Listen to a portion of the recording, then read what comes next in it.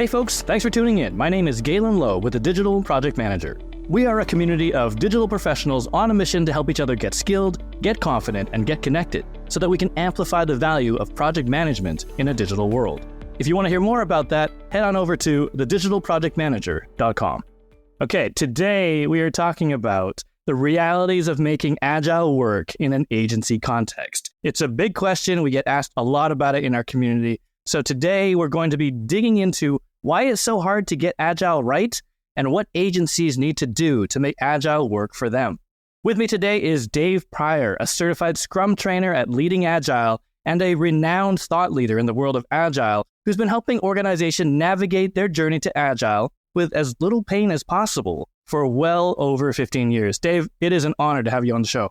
It's great to be here. And that was a spectacular opening. It's so much better than mine. I'm always just like, hey. I get a lot of practice. I tell everyone, I record that every time. So listeners of the podcast who think it's just a recording, no, it's us doing it live every time. It's my warm-up act.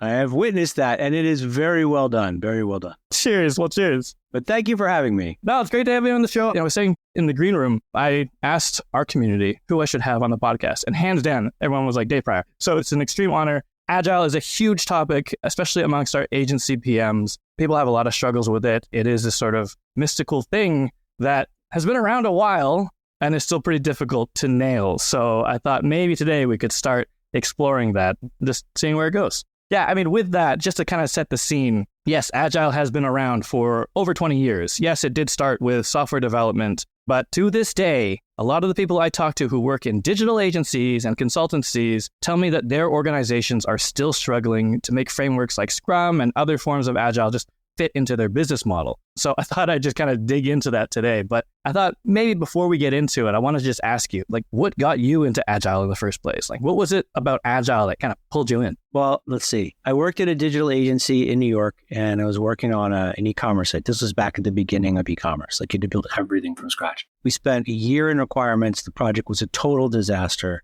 And I guess the CTO had read Extreme Programming Explained, the first edition. And our agile transformation was he walked into the room where the team was. He threw a stack of books on the floor and said, read this over the weekend. You're agile on Monday. And it was a total disaster. And so I didn't want anything to do with agile. I thought it was just a set of excuses for project managers to not have to plan, developers not to commit. The more I got into project management, I went down the opposite path. And I was dragged kicking and screaming into Agile. So I am not somebody who saw it and was like, hey, that looks cool.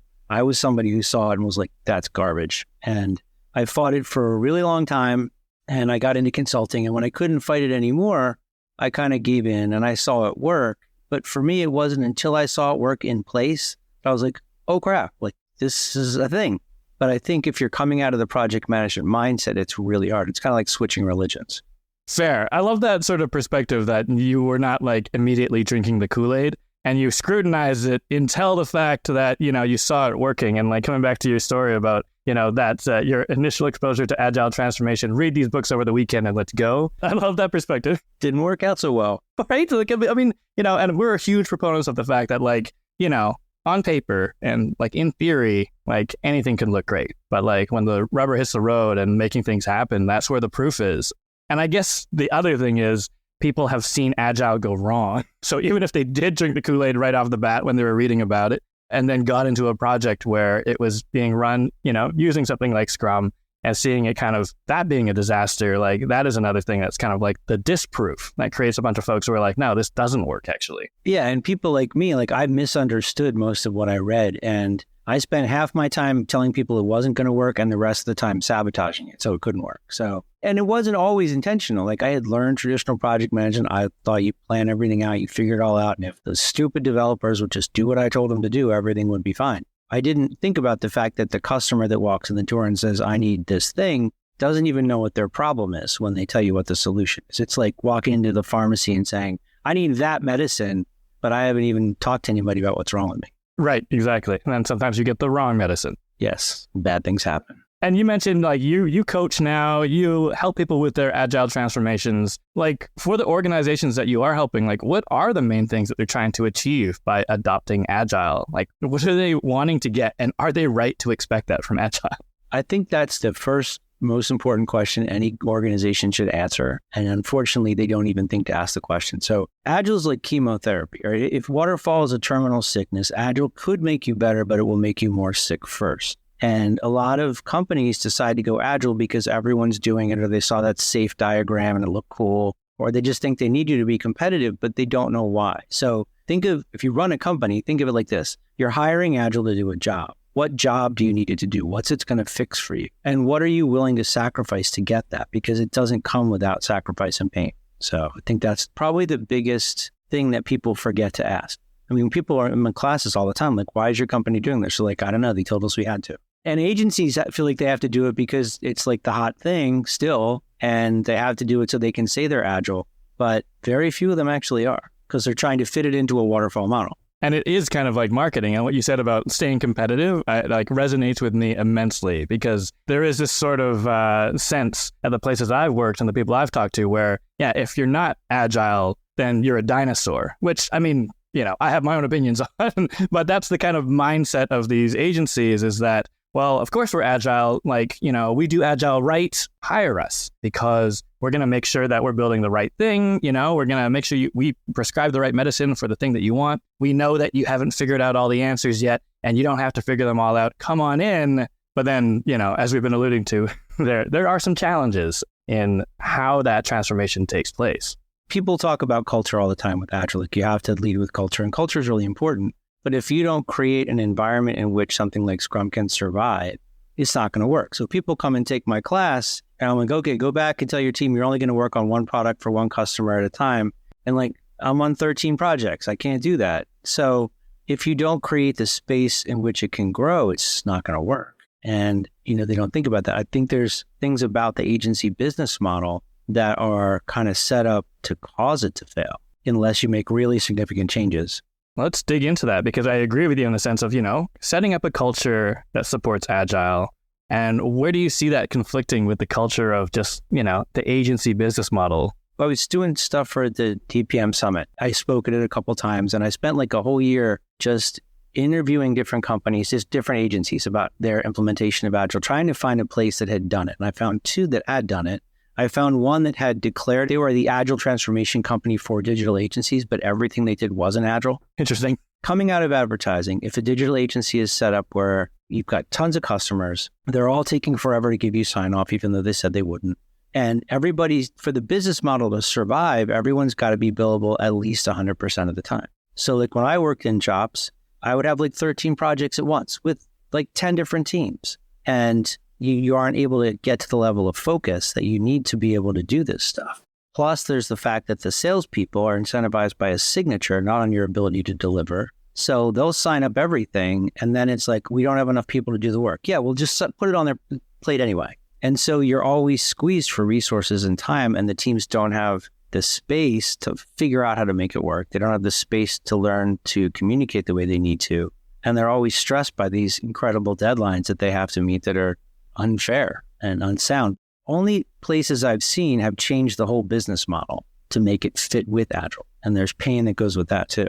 What does that look like, if I can ask? So one of them, their salespeople had to go through Scrum training as well. So if you look at the whole value stream from when you give the final product to the customer, go all the way back to sales, and then you make sure that you've kind of balanced this. So it's not just, you know, we have all these people on all these projects, but before we sign a contract, do we have the capacity to deliver? Did we explain to the customer, if we're Agile, this is what we need from you and the level of commitment you have to have?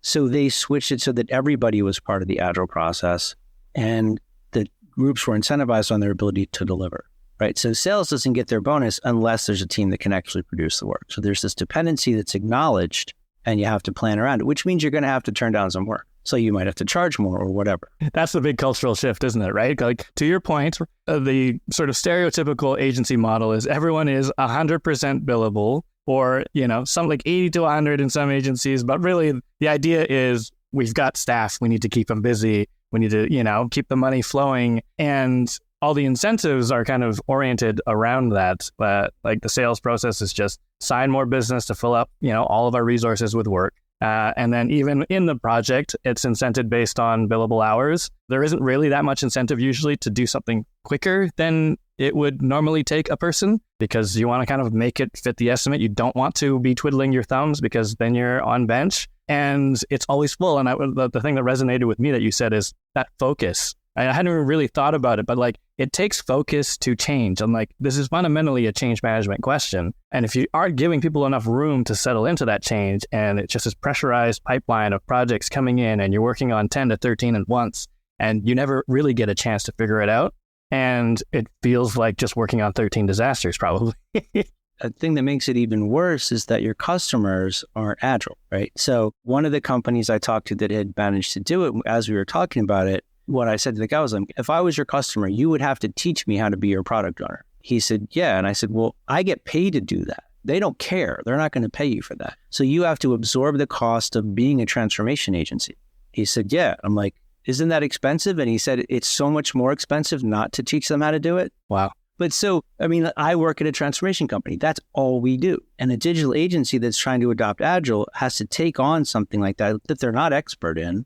And the customer that wanted Agile learns that they have to change as well. I mean, that's hard. It makes it 10 times harder. It's actually funny because when you think of the agency mindset that I most often encounter is sort of that, on the bandwagon, staying competitive. It's more of a like marketing thing. They're trying to use it to sell digital transformation, right? They're like, oh yeah, we'll use Agile. We'll build, all your new digital infrastructure, your website. We'll have all the customer touch points connect. All your data is going to be together. And yet they're not thinking of their journey to Agile as digital transformation. It's like a means for them to deliver digital transformation to a client, but they're not drinking, their own medicine there. They're not even seeing it that way. They're like, well, this is just a process thing. It's just an operations thing. We're just going to like change the steps around and we'll figure it out as we go. But meanwhile, they're telling the client the exact opposite. They're like, this has to be, this is a change management thing. We need a communications plan. We need training. We need all this stuff. And they're just not doing it internally. And they inflict Agile on their customers when they haven't even adopted it themselves. But a lot of companies that do it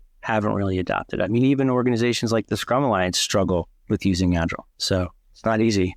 In a way, I mean, like, arguably that is the journey. Like we get into a lot of debates, right? And you've been in a lot of them, I'm sure. Waterfall versus Agile, or, predictive versus adaptive, or this versus that. And there's a lot of like just infighting and debates and arguments around it. But even just how you frame it as a journey, like, it's more about that transition into that mindset more than it is about like nailing it. Like to your point, Scrum Alliance, of all the people that you'd think, will have nailed it, are still, watch people struggle with it. And it's the same way that PMI doesn't use what they teach people either. So it's hard to do that stuff. And it takes a really consistent effort. I think one of the things on the digital agency side that, at least for me, is so refreshing about that community is that it's younger. And what I've seen in my experience with people in that community is that debate is not as severe as it used to be. And now there's Gen Z people in my classes who've never done waterfall. Like they don't even know what it is. So they don't see the distinction. Like there's no barrier there, which is great because to me, they're just tools. Like some tools work in one place, some work in another. I use waterfall with my Agile and Agile with my waterfall. And I think when we get to a place where they are perceived as just tools and people can pick the right tools for the right job in the right place, then we'll be in a much better spot. I love that. And actually, I wanted to dig into that because it resonates with me so much in the agency world, especially like you mentioned, right? There are sort of younger professionals working in these industries.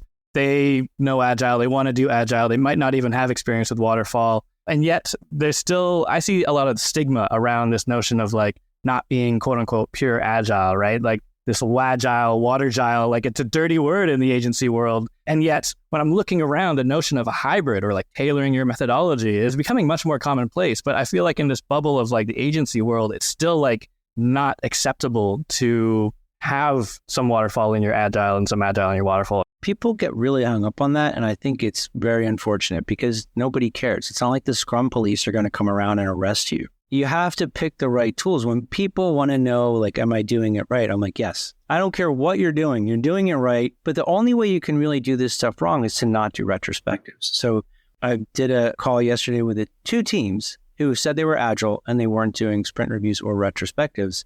The retrospective is more important than the work you produce, because even if you fail to deliver, the retrospective is where you figure out how not to do that next time. So like if I could deliver 2 messages, 1, nobody cares if you're pure waterfall or pure agile. 2, do retrospectives, not at the end of the project, at the end of every single sprint. I don't know anybody who coaches this stuff that won't tell you that's the most important thing. Fair. And that is the advantage when you go through the pros and cons of a predictive approach versus an adaptive approach. One of the strongest pros is that we get to reflect on the work sooner. And sure, yeah, you could have a waterfall project where you do intermittent like retrospectives or, what's better risk management, more like pre-mortems and what have you. But like the mindset is baked into the agile sort of values and principles to like collaborate, like reflect and learn and keep iterating and incrementing towards your goal. I think learning is the most important thing. And that's where it gets really stressful when people come in and they say like, oh, we need more accurate estimates.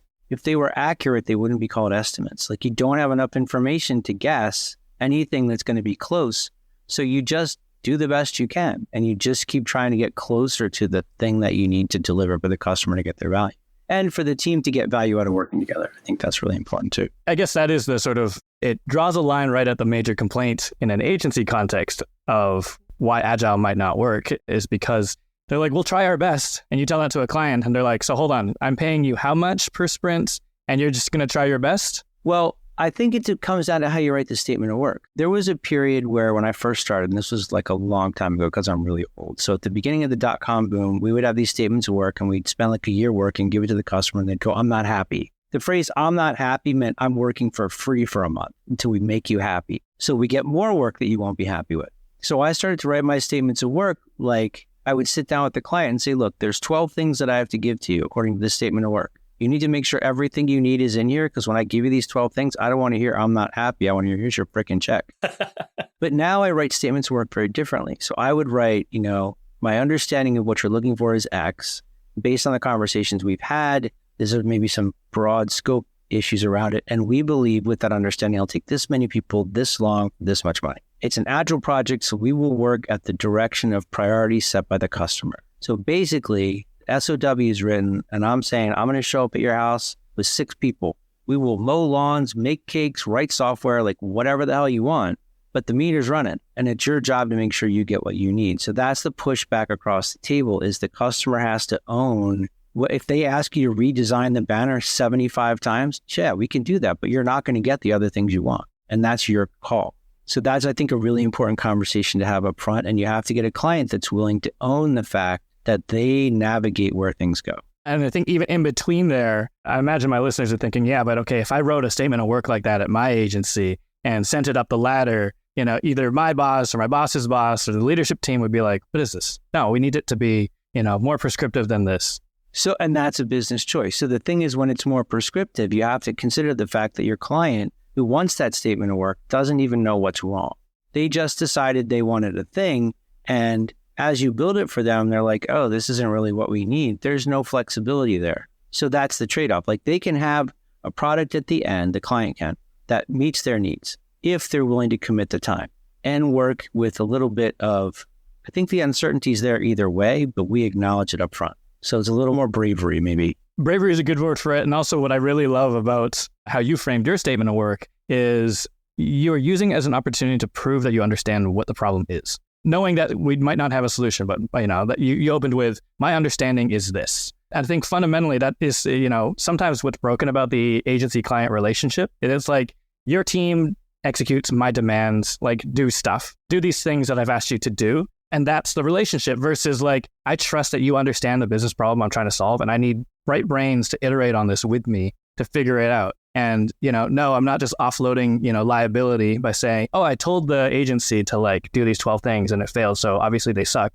So there is that sort of counterbalance, but I'm starting to understand now, like the shape of an agency that is completely oriented around, something like Scrum or something like an agile mindset right from the, sales and statement of work. Yeah. And that goes all the way back to the Agile Manifesto. So I can't believe I'm quoting this, but customer collaboration over contract negotiation. I used to treat my contracts like it was my shield to protect myself from my idiot clients. And because they were all idiots. And now I treat it like it creates the stage on which we can collaborate. They don't know what they need and I don't know how to give it to them, but we're going to partner together. And they have to walk into this like with their eyes open. So they have to know there's going to be more demand placed on them. They're going to need to be more engaged, but we'll figure it out together. It almost flips Intel. I'll get to the other thing in the Intel after this, but it almost flips to be like, okay, now actually agency kind of has power, right? Because we're like, listen, you still have to tell us what to do. We'll give you information about how long things will take or like what our capacity is, but we're going to sprint over sprints. You ask us to mow your lawn, you ask us to clean your bathroom, that's fine, we'll do it. We'll be transparent about it and you're in charge. And then it kind of like, it almost flips that. And then the client's like, oh, okay, well, like, part of me getting an agency was so I, could have someone to blame. And now you're telling me it's actually my responsibility. I mean, when people started to put those pause clauses into their statements work, like we didn't have that when I was doing it. The client just would say they turn around feedback in 2 days and they would. So then they add this thing and it says, if you don't, everyone's going to get reassigned, which is still a pretty punitive way of handling it. To me, I need to be able to sit down with you up front and say, look, you're going to have to be with us every day. If you want this to work, if you want us to do Agile, like this is what it takes, which if you're an agency that's trying to sell Agile to the client, then it's not just, have you heard the good news? It's, have you heard the good news? And I'm going to use up half your time, which like, why are they paying you to take more of their time? And that goes back to what problem does it solve? Okay, actually, let's pause on that question. What problem does it solve for a client from that perspective? In this scenario now where it's like, okay, I need to spend more time and just as much money to get something that hopefully will be the right solution to the problem, but I can't go to anyone right now and say, hey, we've got an agency that's going to build this solution. Well, you can say we're going to solve a problem. I think that's a big part of it, is falling in love with the problem. The trade-off is, in the old way, you basically point at a thing and just go there, regardless of what else happens. COVID, market shifts, whatever. This is, we're going to take one step, we're going to stop, we're going to look around. Should we keep going this way or should we turn? It's basically all the same stuff in lean startup. So we want to give the customer the ability to learn and adjust, and we will learn and adjust with them.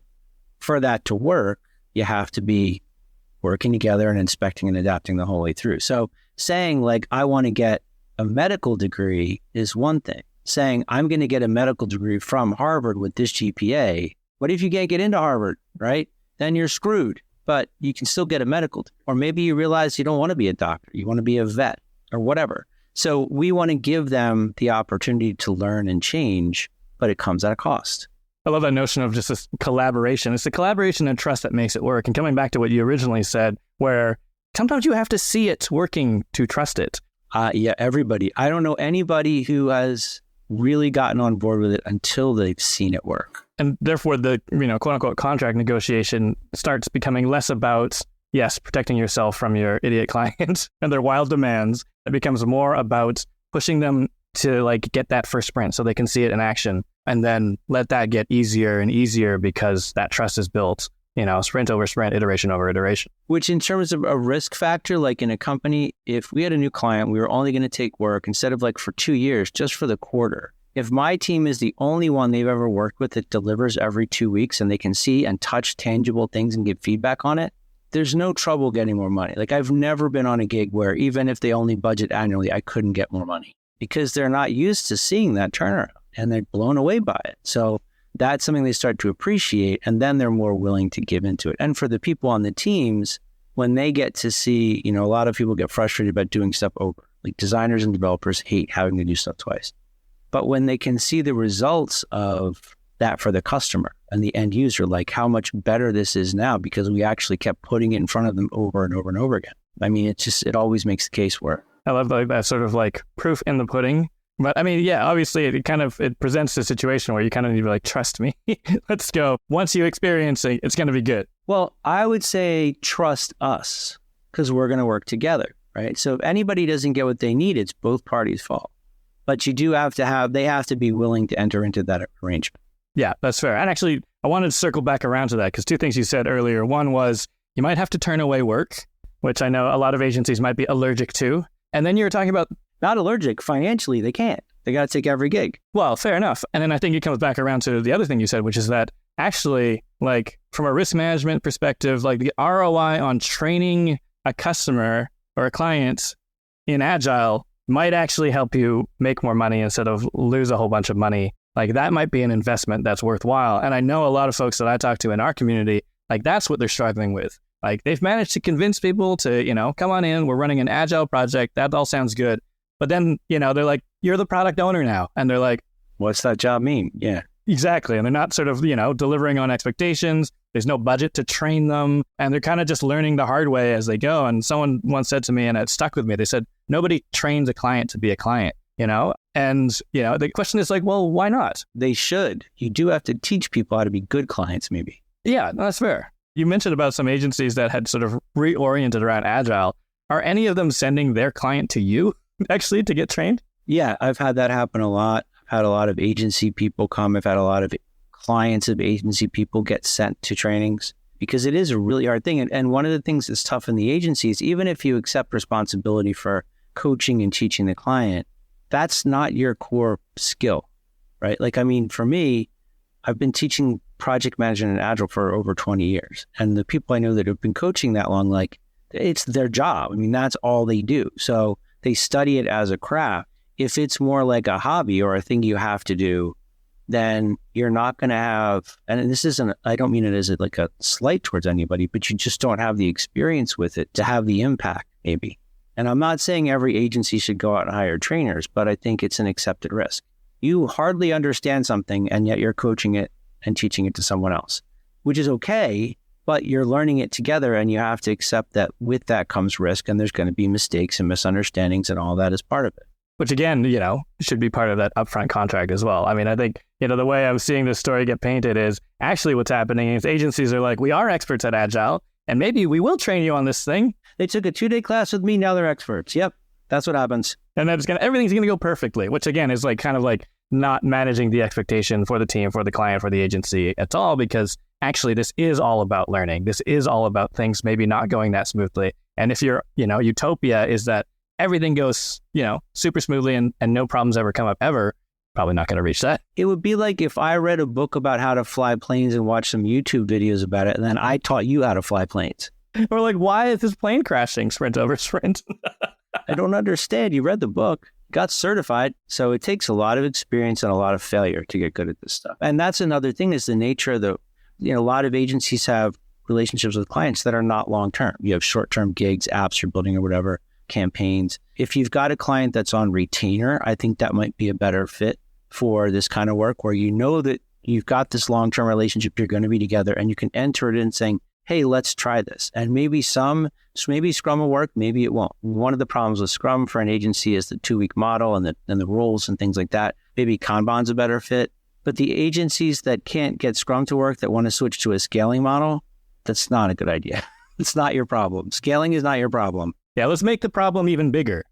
It's like, I can't crawl, where's the motorcycle? Right. Actually, I love that. And I think the same is also true sometimes with project teams, because in agencies, the way resourcing is done, heck, some people they're changing the team sprint over sprint. Like that team is not learning together because they're just moving all over the place, flying from project to project, wherever they fit, but not necessarily, being able to like learn as a team together. Like, do you encounter a lot of scenarios where like agencies are like, no, we only do dedicated teams now? Well, so there's some options here. Like a lot of organizations are switching from being project focused to product focused. So they fund teams. And so my recommendation to agencies is if you're not going to go like all in on Scrum or something like that, maybe your teams do have to work on multiple projects at once. Maybe that's just the reality of your business. But can you fund stable teams? Right? If I have a stable team that's working on 7 different projects, at least they can have one backlog and they can develop the communication patterns and get to a high performing state.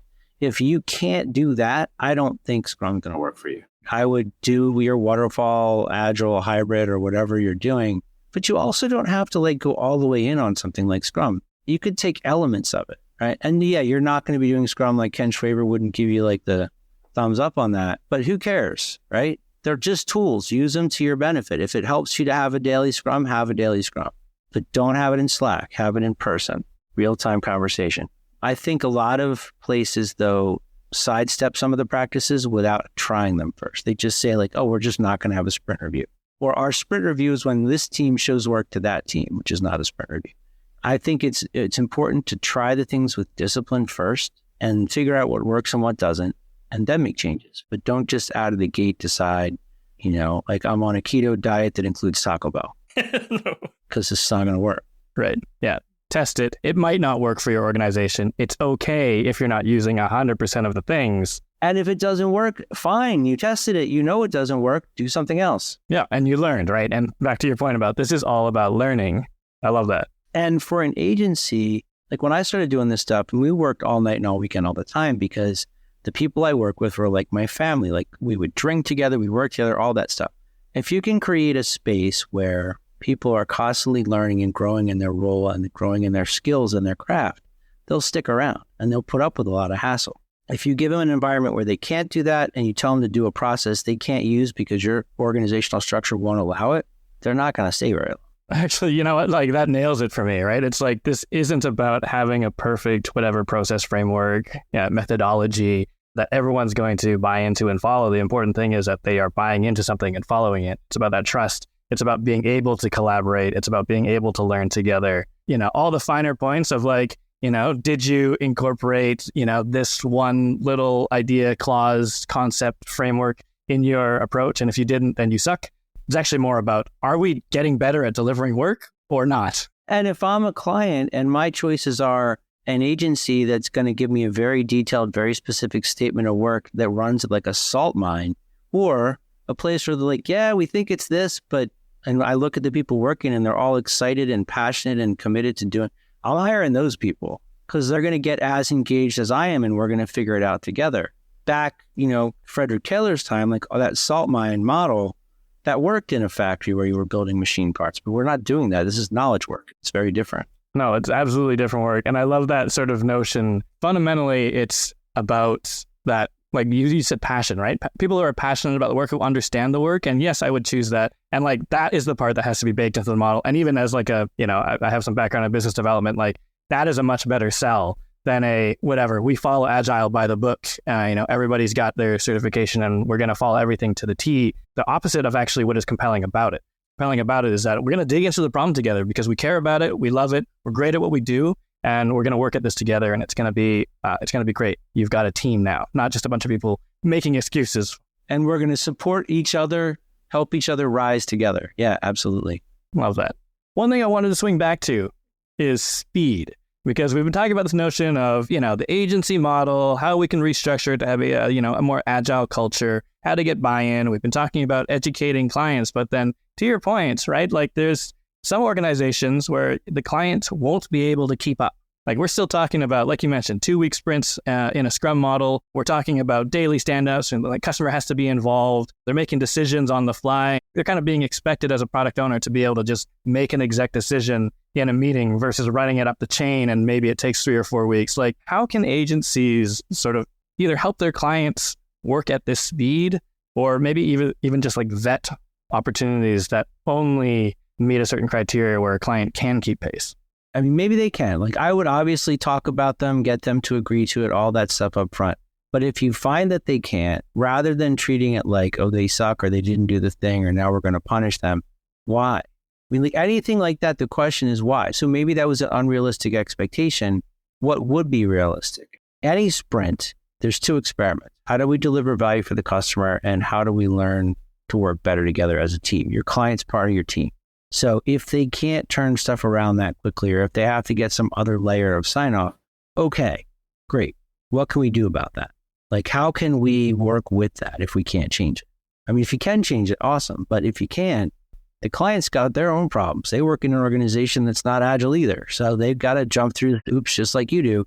And if you know that, then you can make adjustments. I mean, maybe you have to have enough backlog in there so that your team is delivering stuff with the understanding that done for you is actually going to happen 2 weeks after the sprint when you finally get that additional feedback, which isn't Scrum, but again, who cares? What I'm gathering from this is, are we doing Agile right? Yes. You're all doing it right, okay? As long as you're having retrospectives and not trying to have your daily Scrum on Slack, you're all doing it right. I'm going to land out with a curveball question. My curveball question is this. We've been talking about this notion of like, these are tools, right? Agile is a tool. Some projects, maybe Agile won't work. Some organizations, maybe Agile won't work. But then we're talking about this notion of like, sometimes we have to change an entire organization's culture. So, you're an agency and like, okay, we have to double down. And maybe you're not saying that every agency needs to, reorient and reorg around Scrum every time. but they are making company-wide changes. Meanwhile, we're talking about clients who, if they want to keep pace, like that organizational culture on the client side needs to be a bit more nimble, a bit more agile as well, or we need to make accommodations for it. But is this just a question of everyone getting more agile, like organizations and their organizational culture being more agile? Or is there still room in it for us to be like, okay, well, I'm going to pick up my waterfall tool for this one? Does that clash? Does it clash to say, I have two hammers, I have an agile hammer and a waterfall hammer, and sometimes I use both?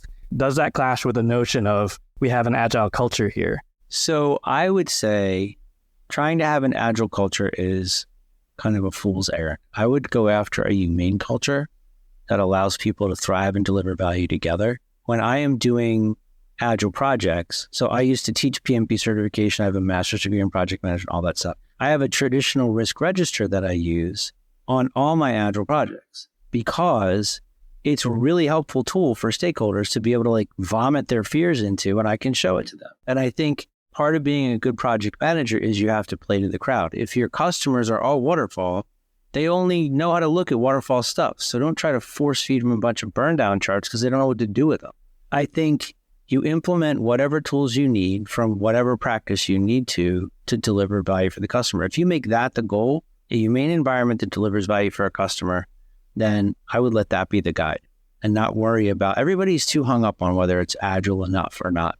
No one will ever be agile enough, ever. And then if you are somebody who's like, I'm agile, then you're done. The second you said that, you stop being agile because even the people that created this stuff are still figuring it out. I mean, that's the beauty of it. It's an imperfect, unfinished model that we all get to like write our part of. So you can affect change.